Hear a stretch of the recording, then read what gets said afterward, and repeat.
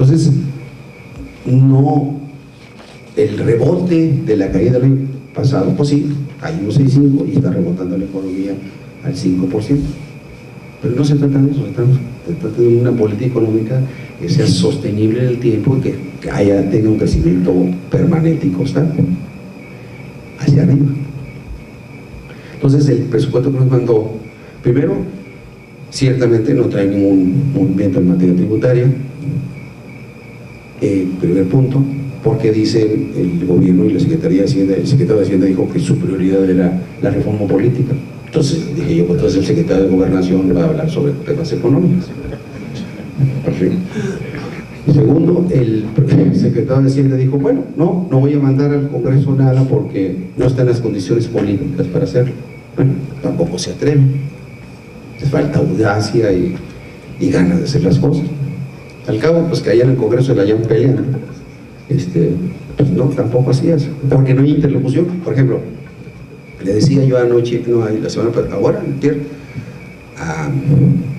bueno, no digo quién, pero una persona importante. Bueno, desayuné ayer con Pedro Aspa. Le decía, a ver, Pedro. Y Pedro me invitó hace 15 días a desayunar porque yo todas las semanas escribo unos artículos en la prensa nacional y uno de ellos no le gustó a Pedro Aspa porque decía yo que había que ajustar la política arancelaria de este país y había que ajustarla de forma tal que hiciéramos un alto el camino. Hemos incursionado en un país donde el aperturismo es de tanta brutalidad que hoy por hoy el Consejo Nacional Agropecuario y los empresarios están en contra del Tratado de Libre Comercio que quiere el gobierno federal hacer con Brasil. Los empresarios no están de acuerdo. Y entonces le decía yo a Pedro Aspa ayer, entonces yo le decía, hay que modificar el artículo 131 constitucional. El artículo 131 constitucional dice que es facultad del Congreso fijar la política arancelaria, pero que podrá delegársela al Ejecutivo Federal. Y año con año la ley de ingresos durante los últimos y de historia económica humana, porque eso es desde el origen de la Constitución, el Ejecutivo o los Ejecutivos Federales, y ya hablo de los últimos 85 a la fecha, se aprovecharon de esa facultad para modificar la política arancelaria y la política comercial. Y nos llevaron al aperturismo total en el proceso de un país de un presidencialismo dominante y exacerbado. Bueno, en aquel tiempo nosotros éramos los del presidencialismo, los priistas, pero pues estos dos gobiernos pues lo mejoraron. Nosotros somos oposición y somos oposición, pero con una gran ventaja: tenemos mucho más experiencia que ellos y eso cuenta, porque la experiencia, al igual que la empresa, es fundamental para los empresarios. La experiencia de los hombres públicos debe ser una condición sine qua non. Yo criticaba al secretario de Economía del Gobierno de la República, que era un secretario de Economía que de economía sabía nada, que ya lo quitaron, y ahora le mandaron un secretario de Economía que es doctor en teología. Pues que Dios nos agarre confesados, porque no sabe. Entonces no saben lo que está haciendo y tienen en contra al sector productivo nacional con el Tratado de Libre Comercio. Entonces en mi artículo yo decía que había que modificar el 131 constitucional para que en vez de que el Ejecutivo Federal informe año con año de lo que hizo de la política arancelaria, cambiar la Constitución que diga: me vas a informar antes para lo que quieres hacer, para que el Senado y la Cámara de Diputados y los mexicanos en su conjunto veamos los riesgos en materia comercial que está haciendo el Ejecutivo Federal, y nos ha llevado justamente a esos riesgos.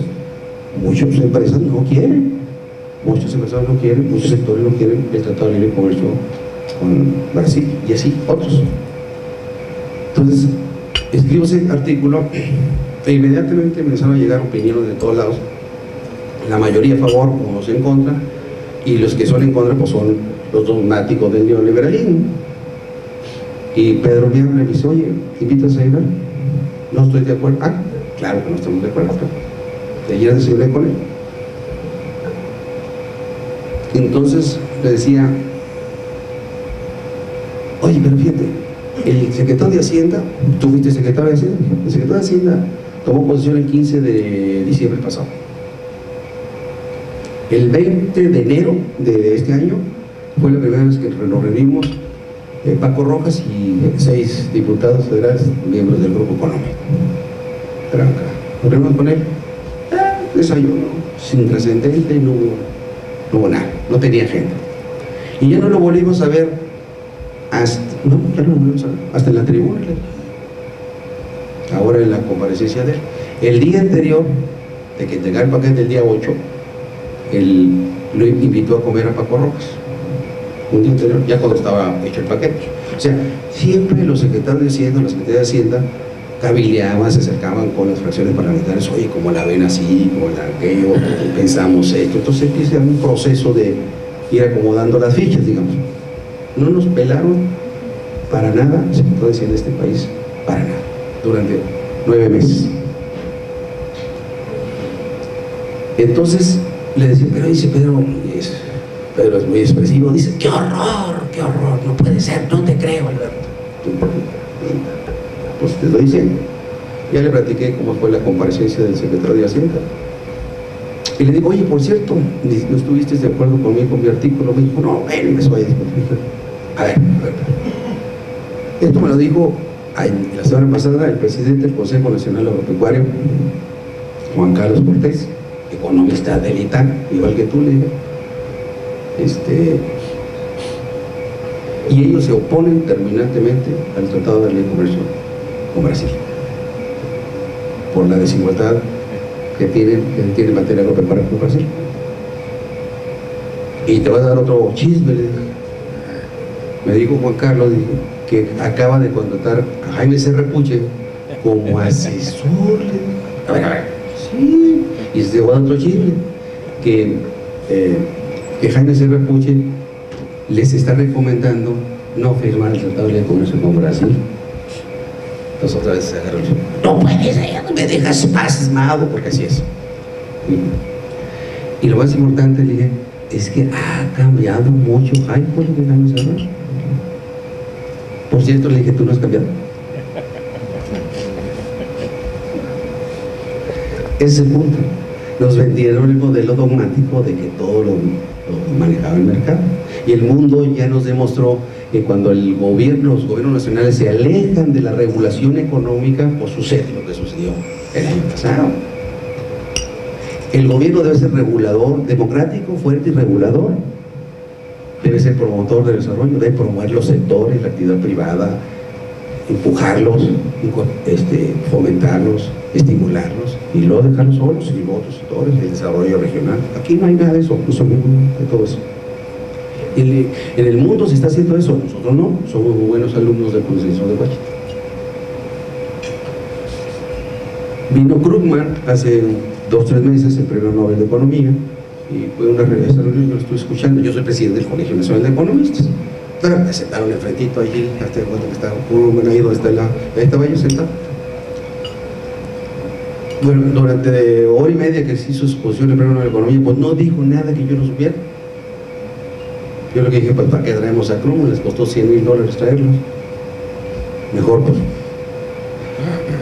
pues páguenmelos a mí, yo les digo eso, mejor. Por la mitad. Entonces, a lo que quiero llegar es, estamos viviendo épocas de cambio en el mundo y nosotros no las estamos aprovechando, esas oportunidades. Los tratados de libre comercio que tenemos, no los estamos aprovechando. Para nada. Seguimos dependiendo de Estados Unidos. Y nosotros no estamos estimulando los sectores productivos. Por eso el presupuesto que mandó el Ejecutivo, primeramente trae insuficiencias de alrededor de 100,000 millones de pesos. Tenemos que dotarle más recursos al campo por más de 20,000 millones de pesos, o con más, restituir los fondos en otros 20,000 millones de pesos de fondos de inversión, las carreteras, otro tanto, unos 18 o 20 millones de pesos, la educación pública, de universidades y educación media superior, otros 10, 12 mil millones, salud otros 8 o 10 mil millones de pesos, y así. Y la semisuma de todo queda como 100 mil. Luego tenemos otro problema muy grande. Estamos viendo la emergencia nacional, no aquí, porque aquí no llueve, ojalá lloviera, pero allá donde llueve, Tabasco, Veracruz, lo que pasó en el norte, como Nuevo León, Monterrey particularmente, y Coahuila y Tamaulipas, y Oaxaca y Chiapas, pues hay un problema enorme en materia de emergencia nacional. Y platicaba ayer con el subsecretario de Hacienda, y dijo, no, es puro lodo. Puro lodo, vente a vivir ahí en puro lodo durante tantos meses, pues el agua está acá, en las casas. Entonces, nosotros estamos decididos a crear un fondo de emergencia nacional, la bancada nuestra del PRI, y además yo soy el encargado, bueno, encargaron la bancada mía, estoy trabajando en eso. Además, mañana me tengo que ir porque tengo que ir a trabajar con Hacienda el domingo, para crear un fondo de recursos nacional en este año como condición sine qua non para aprobar ese presupuesto. Primero, pues los veracruzanos inundados y los tabasqueños inundados y los demás no pueden esperar el primero de enero a que empiece a fluir el presupuesto, desde ahorita. ¿Con qué? Pues con los guardaditos, o sea, igual como el boquete fiscal de los 303 mil millones de pesos, había guardaditos, no solamente 303 mil millones de pesos, además, guardaditos, ¿cuáles? El Fonadín tiene 63 mil millones de pesos y ha crecido 1.500 millones de pesos. A ver, aquí Ricardo lo puede decir. El fondo de pensiones, que es los excedentes petroleros, tiene una derrama en 4 fondos. Cuando se llenen esos fondos hay otra derrama de otros 4 fondos. Uno de ellos es el fondo de pensiones, que es para estimular a las entidades federativas para que hagan modificaciones en la ley correspondiente en materia de pensiones, para los procesos de individualización, por ejemplo, y que se empiecen a modificar el fondo solidario, lo que es de la parte pensionaria a la parte individual. Pero pasa que cambiar las leyes. Ningún Estado de la República, ninguno, ha modificado sus leyes pensionadas. Entonces, por lo tanto, no han podido acceder a ese fondo de más de 60 mil millones de pesos. Ahí está, guardado de hace 3, 4 años. Y ningún Estado. Sonora medio lo hizo, pero no hizo el cambio adecuado. Sinaloa medio lo hizo, pero no fue suficiente y no está accesando al fondo. Y las demás entidades federativas están, pues no quieren, o los gobernadores pues patean el bote, pues que el que venga atrás arree, y no resuelven el problema pensionario de los servidores públicos estatales.